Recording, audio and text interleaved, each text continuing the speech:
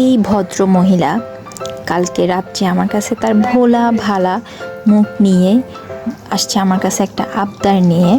সে হচ্ছে রাত 12টা বাজে আইসক্রিম খাবে।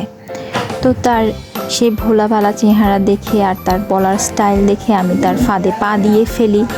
তার কথায় হ্যাঁতে হ্যাঁ মিলিয়ে আমিও আইসক্রিম খাই, তাকেও আইসক্রিম দেই। সে আমার চেয়ে বেশি আইসক্রিম খায়। দেন সকাল থেকে তার 103 ডিগ্রি জ্বর। মানে এখন সব পূর্ণ দোষ আমার উপর। এই জন্য বলি যে কারো ভোলা ভালা চেহারা দেখে মোটেও ভুলবেন না, কারো ফাঁদে পা দিবেন না, তাহলে দোষটা কিন্তু আপনার নিজের ঘাড়ের উপর আসবে। যেমন এই মহিলার জন্য এখন দোষটা আমার ঘাড়ের উপর আসছে। সে আমাকে সুন্দর করে এসে বলতেছে, বান্ধবী আমি আইসক্রিম খাবো। আমি দিলাম ভালোর জন্য, এখন সে আমারে ফাঁসাই দিছে।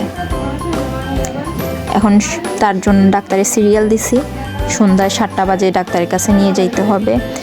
গা মুছিয়ে দিয়েছি, বাট তারপরেও জ্বর কমতেছে না। এখন সন্ধ্যায় ডাক্তারের কাছে নিয়ে যাব। সবাই আমার আরু পাখির জন্য দোয়া করবেন যেন তার জ্বরটা তাড়াতাড়ি চলে যায়, সে যেন সুস্থ হয়ে যায়।